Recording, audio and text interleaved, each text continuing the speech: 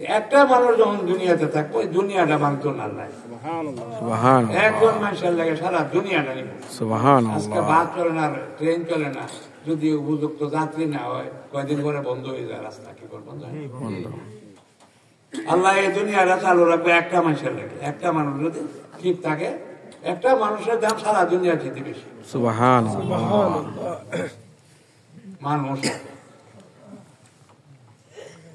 তার দ্বারা সমস্ত পশু পাখি কীট পতঙ্গ জঙ্গলে দরিয়ার মাছ সবাই শান্তি পাইতেছে। একজন মানুষের আমলের কারণে সব সৃষ্টি করে শান্তি পাইতেছে। এই জন্য সবাই মিলে দোয়া করে। একজন মানুষ যদি আল্লাহর দিন শিখতে দেয়, যারা আইসেন সেই নিয়তে দেন, প্রত্যেকের জন্য ফেরেশতারা দোয়া করতেছে, জঙ্গলের পশু দোয়া করতেছে, পানির ভিতরে মাছে দোয়া করতেছে, গাছের মাথায় যে পাখি আছে সে দোয়া করতেছে। আপনার আমলের কারণে গাছের মাথায় পাখি শান্তি পাইব, আর আমলের খারাপ হইলে আপনার কারণে গাছের পাখিও কষ্ট পাইব। হাদিস এটা আছে। আপনি এমনি না, মানুষ না, আপনার লেগে কাজে আল্লাহ বানাইছে না। কথা বুঝে? এটা তো চিন্তা করা একটা সময় যে আমি ভুল করতেছি, এটার অনুভূতি আমার মধ্যে আসে। এত আসল কেন? ওয়াশরুমের যে বুঝবো যে আমার কি কি ভুল হয়েছে, এটা আমার সংশোধন করে জানা লাগবো। কানতে কানতে পেরেশান হয়ে যাইব। আল্লাহ যদি আমার মাফ না করে তো কি অবস্থা হইব? এটা চোখের পানি ভালাইবার জায়গা। এটা চোখের পানি ভালাইতে হইব। শুনে রাখেন, যদি কেউ না কান্দে দুনিয়াতে, আখরাতে 50,000 বছর কানবো, কোনো কাজে লাগতো না। এই চোখ বানাইছে আল্লাহ কান্দনের লেগে। ভালো করে শুনেন, রং করবার লাগে বানাইছে না আল্লাহ। এই চোখের পানি ভালাইছে, কান্দন লাগবো। কান্দনের কথা বহুত আসছে। আল্লাহ রাসূল যখন নামাজ পড়তেন 3 কাতার কিসের দেখে কান্দার আওয়াজ শোনা যেত। খালি কান্দার আওয়াজ না, ডেগের মধ্যে পানি দিয়ে জাল দিলে যেমন কল কল করে এরকম আওয়াজ শোনা যেত নবীর সিনার থেকে। নামাজ এটা রং না। আমরা সুন্দর করে কেরাত পড়ুন, এক মুসল্লি করবো মাশাআল্লাহ ইমাম সাহেবের কেরাত খুব ভালো, এটা লেগে না। মসজিদে আইসেন কান্দার জন্য, আমরা দিল ঠিক করতে হইব।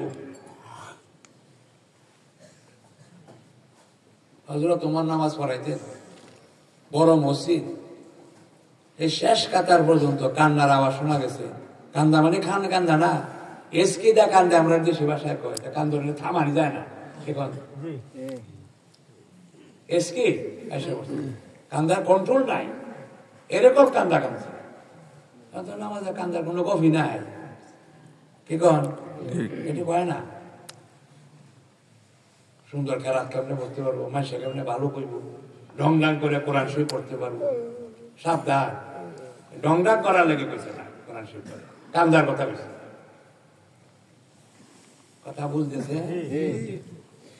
এই যে আমরা পাগড়ি দিই, পাগড়ি দিলেও হিসাব আছে। একটা ছাত্ররা হাফিজ বানাইলে হ্যাঁ আমল করলো কি, তার দ্বারা কতগুলো লোক হিদায়াত পাইল। আলিমের উদ্দেশ্য কি? আলিম কারে কয়? জাননেওয়ালা না, বক্তৃতা দিতে পারে, ওয়াজ করতে পারে, হ্যাঁ নাম আলিম না। আলিমর নাম যারে দেখে মানুষ ভালো হয়, যারে দেখে গুনাহ ছাড়িয়া দেয়, যার উচিত এলাকার মানুষ দিনদার হয়ে যায়, দেশবাসী দিনদার হয়, তার নাম আলিম। কথা বলতে বুঝেন না? আলিম হইব হে জানে আল্লাহর কথা।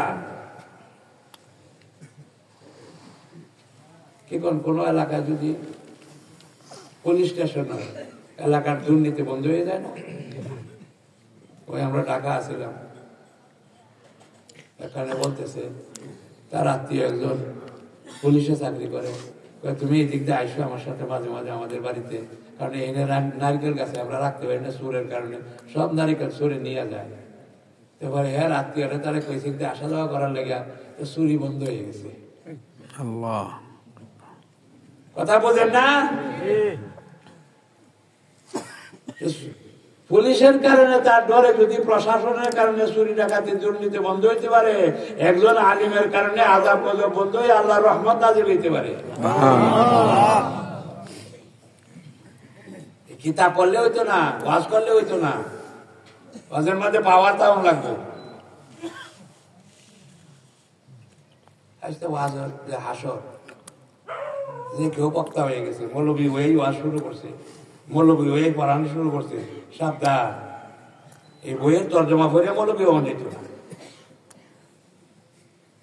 হাদিসটা কেন কইছে, কোন অবস্থায় কইছে, কি উদ্দেশ্য কইছে, তার কি ফলাফল হয়েছে, এই সব কিছু জান না পরে হাদিসের কথা বলে।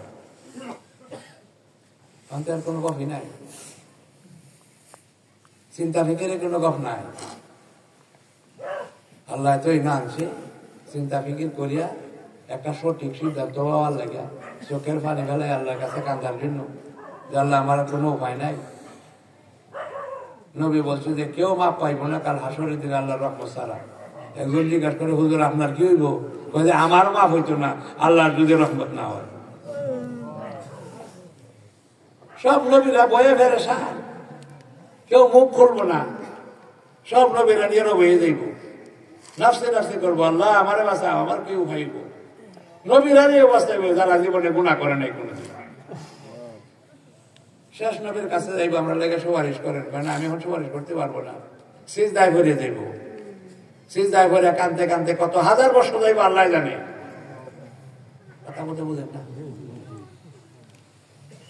পরে আল্লাহ কইব যে মাথা উঠাও, তুমি কি চাইবা, আমি যা চাইবা তাই দেন। সুবহানাল্লাহ। আল্লাহ রাসূল বলেন যে আমার একজন উম্মত দুজকে থাকলে আমি রাজি হইব না, আল্লাহ কাছে আবার রাজি করে দিব। আল্লাহু আকবার। এটা তো আল্লাহর সাথে কারবার করার কথা, এটা ডঙ্গান করার কথা না। আজকে আরম্ভ হয়ে গেছে ওয়াজ মাহফিল, কার শক্তি কত বেশি, কার আওয়াজ কত বেশি, কার দাপট কত বেশি, এটা ওয়াজের মধ্যে চলে। আল্লাহ হেফাজত করো, আমরা কথা কইতে কষ্ট, আল্লাহ পাক রহম করে। আমরা সবাই আসছি দুই ফোঁটা চোখের পানি ফালাইয়া আল্লাহর কাছে মাফ চাই। এতে এখন দেখা যেতে কয়েকশো লোক, এখানের মধ্যে কয়জন ফজরের জমাতে পাওয়া যাইব?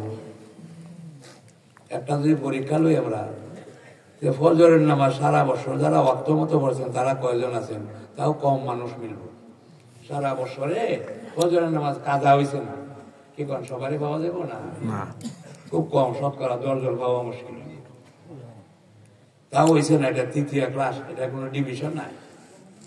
দ্বিতীয়টা হইল ফজরের নামাজ জমাতের সাথে কে পড়ছেন সারা বছর, একদিনও ছুটে নাই, এটা হলো 2 নম্বর। এটা হইতো না। আল্লাহ কইছে যত্ন সহকারে নামাজ পড়ো, এটা হইল যে নামাজের শুরুর থেকে আর ইমাম সাহেব শুরু করার আগেই হাজির। এইভাবে যদি 40 দিন 200 ওয়াক্ত নামাজ পড়ে, আল্লাহ পাক তার ইমানদারের খাতায় তার নাম লিখে দেন। সুবহানাল্লাহ। এখন এনে আছেন কয়জন? এত গায়ে দেখান দিই। আরে আমরা কি করছি? ও আমরা বহুত মুসল্লি, বড় মুসল্লি, জামা টুপি গায়ে দেয়া, হিসাব করে দেখেন না মুসল্লি হয়েছেন কিনা, নামাজি হয়েছেন নি, আপনার ইমান কবুল হয়েছে কিনা। সবাই কেছে মাশাআল্লাহ খুব ইমানদার, খুব নামাজি, আপনি 5 ওয়াক্ত নামাজ পড়েন, বেহেশত পাইবেন। বেহেশত কারো বাপ দাদার সম্পত্তি না, হ্যাঁ বন্টন করতে পারতো না, বেহেশত আল্লাহর রহমতের কথা রইতে হইব। আমি কইলেই ভাই এলতাম না, এই বেহেশত পাওয়ার লাগে সারা জীবন রাত্রে উঠে উঠে কাঁদতো এই ডরে। আবু বকর রাদিয়াল্লাহু আনহু কান্দার ছুটে মহল্লার লোক জমা হয়ে যেত।